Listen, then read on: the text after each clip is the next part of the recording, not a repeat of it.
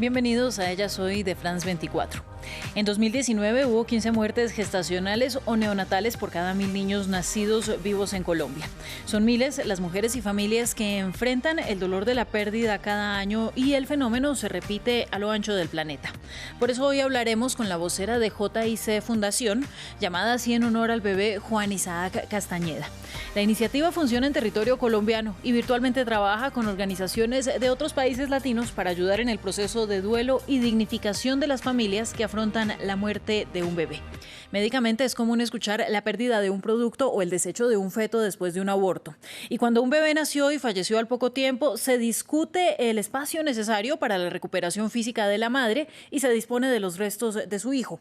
Pero para las mujeres y para las familias víctimas de las estadísticas de pérdida es necesario que haya más dignidad en el proceso. Un hijo no es un producto o un desecho. Y para ellos el reclamo es: yo también tuve un nombre. Mi nombre es Lisette, tengo 29 años y hoy 3 de octubre, hace exactamente 2 años, perdí a mi hijo en gestación. Mi nombre es Lorena Ruiz y soy la mamá de Nicolás. Hola, soy Isabel Ramírez, mamá de Matías en el cielo, quien partió a las 39.5 semanas de gestación. Yo tenía 22 semanas de embarazo y el día anterior en una ecografía de rutina me estaban diciendo que el corazón de mi hijo había dejado de latir. El pasado 27 de junio del 2020 di a luz en Cali a mi hijo y justo el día que debía ser inducido el parto, cuando me hicieron la ecografía, el corazón de Nicolás no latía. Yo tuve que vivir una experiencia traumatizante. Tuve que pasar una noche y un día completo con mujeres que también acababan de tener a sus hijos y que llegaban con ellos en brazos. Creo que lo más duro de todo, después de un parto doloroso, un parto de llanto, porque no eso era solo parir a mi hijo, era que yo sabía que en el momento en que lo pariera ya no iba a estar conmigo.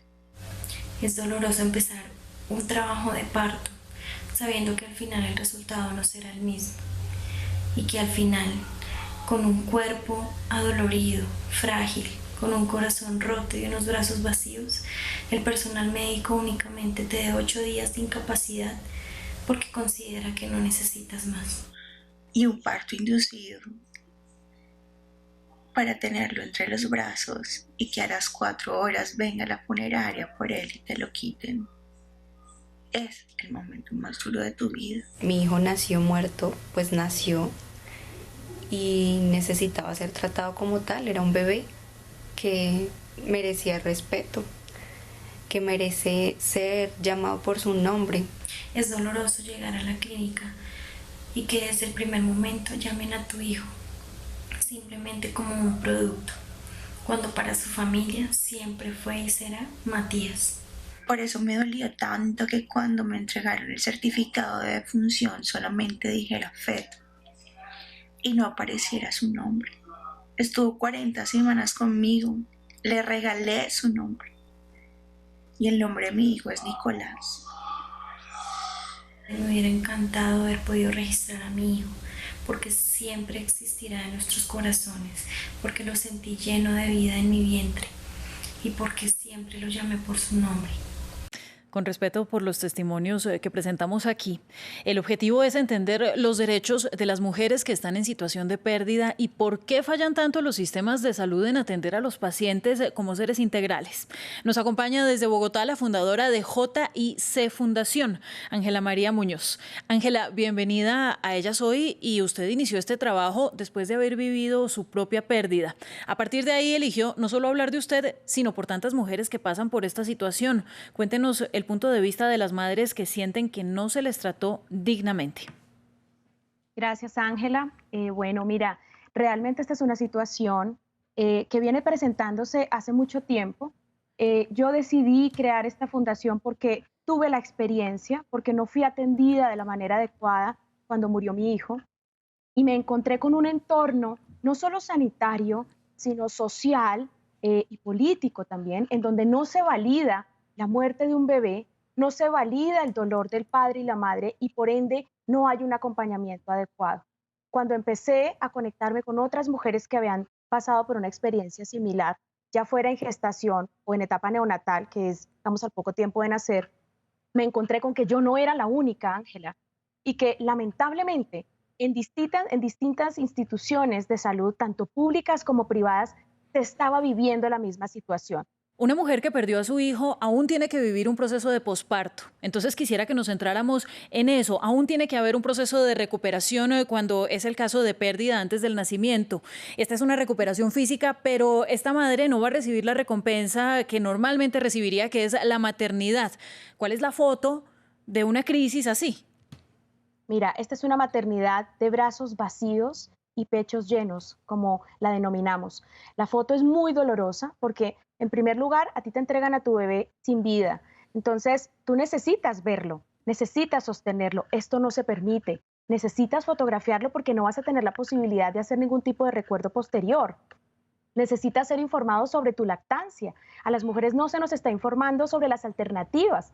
En la gran mayoría de ocasiones se da simplemente la medicación para suspender, pero no se dan alternativas de información. En otras ocasiones ni la medicación. Luego de esto, tú llegas a tu casa con los brazos vacíos y no tienes ningún tipo de acompañamiento. En Colombia estamos viendo que se hacen llamadas posteriores para averiguar sobre el bebé. Es decir, no hay una actualización tampoco de los sistemas y se revictimiza a la mujer que está en duelo en ese momento. Entonces, en la foto tenemos una familia en soledad, una mujer con una cesárea, con un posparto, con todo lo que significa a nivel de cambios físicos y emocionales y una gran soledad y vacío por el poco acompañamiento que existe. Son licencia de maternidad, salud mental y duelo, algunos de los temas que ustedes o que la gente debería trabajar en general. Y es que una mujer que perdió a su hijo no va a recibir esa licencia de maternidad, pese a que tiene que atravesar todo el proceso de recuperación física que implica un legrado, un aborto involuntario, el fallecimiento de un hijo recién nacido. ¿Cuál es esa necesidad de parto humanizado y de trato humanizado en los sistemas de salud que no existe? Ujú. Mira, respecto al parto humanizado, las mujeres necesitamos que aun cuando nuestros hijos vengan sin vida, se nos permita decidir, que aun cuando ellos no tengan vida, se nos trate de una manera empática, respetuosa, se nos garantice el cuidado en ese momento emocional. ¿Qué pasa con la licencia?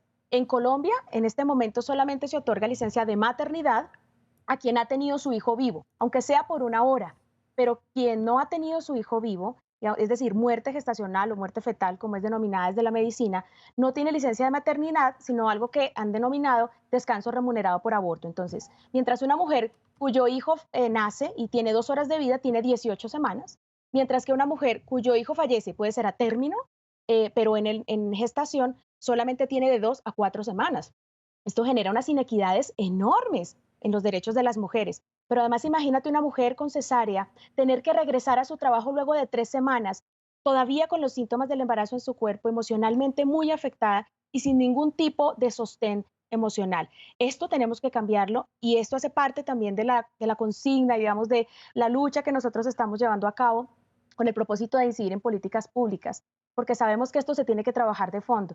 Esto hizo parte de una propuesta que nosotros trabajamos a nivel de iniciativa legislativa. Bueno, de eso le quería preguntar también muy rápidamente, porque claro, se llevó un proyecto al Congreso en el que ustedes piden que voluntariamente las madres que así lo deseen puedan registrar a sus hijos para que quede un rastro de su existencia y de su paso por el mundo. Este proyecto fue archivado, sin embargo, la realidad no es la misma en otros países. Hay muchas naciones que permiten este registro voluntario. ¿Por qué la importancia de que ese nombre no solo sea reconocido por la familia, sino por el Estado? Mira, lamentablemente en muchos estados, en muchos países, incluido Colombia, no existe un registro simbólico ni la posibilidad de darle un nombre a tu hijo, de manera que puedas validar ante la sociedad. Se expide un certificado de función en donde solamente está el nombre de la madre, ni siquiera del padre. Entonces, nosotros lo que estamos buscando es que se pueda dar un nombre a ese hijo y se pueda validar ante la sociedad. ¿Qué más se busca? Que se obligue a las instituciones de salud a la entrega del cuerpo. Tú no puedes cerrar un duelo si no tienes el cuerpo para poder hacer todo el ritual funerario. Se pide también un protocolo de atención expedido por el Ministerio de Salud que establezca una serie de pautas y de orientaciones para garantizar una atención adecuada en la institución. Y por último, pues un manejo distinto con la licencia, que se puedan tener unas semanas adicionales. Esto en Colombia no se tiene, vamos, nada de lo que yo te he hablado. Tenemos países, por ejemplo, como Chile, donde hace 2 años se aprobó el proyecto de ley en donde se permite el registro. Tenemos países como Guatemala, donde existe, Puerto Rico, España, Francia, Paraguay, Alemania, Austria. Es decir, esto no es nuevo, Ángela, y necesitamos empezar a darle una vuelta a la manera como estamos legislando. Lamentablemente fue archivado, ni siquiera se llevó un debate profundo porque no se le da la importancia que tiene el hecho de gestar un hijo. Ni siquiera se le está dando la relevancia de hijo a quien se tiene en el vientre. Bueno, Ángela, me quedan solamente unos segundos para esta última pregunta y le pido que me responda muy rápidamente. Y es que lamentablemente, como decíamos muchas veces, este bebé, esta pérdida se considera un producto, un desecho, el feto que se perdió. Cuando un bebé debe considerarse precisamente así, bebé, ¿y por qué no debemos llamarles un producto de un aborto, por ejemplo? Mira, tenemos dos miradas en este tema. Uno es la mirada médica. Si tú hablas desde la medicina, hay unos términos que ellos tienen determinados, ¿sí? Cuando tú hablas del producto, cuando hablas del aborto. Pero es que aquí estamos hablando desde la perspectiva de la humanización, en donde el ser humano es el centro. Mientras haya una mujer que espera a su bebé, que quiere a su bebé, no debemos hablar de producto, de feto, porque estamos deshumanizando. Estamos reduciendo a un desecho clínico la vida, a lo que es fruto del amor entre dos seres humanos y a lo que para una mujer es su hijo, porque el vínculo no se da desde que tú ves a tu hijo respirar una vez se ha separado de ti, sino desde que lo deseas y sabes que viene en camino. Por eso no podemos comparar un bebé con un desecho, y este es un llamado para que volvamos la mirada al centro, a la importancia de la familia, al poder nosotros comprender que lo que hay en esa gestación no es un resto, no son células, es un ser humano, y darle la dignidad que se merece. Ángela, gracias por estar con nosotros en Ellas Hoy. Nos deja muchas cosas para pensar y hablaremos próximamente. Sigan con nosotros en France 24.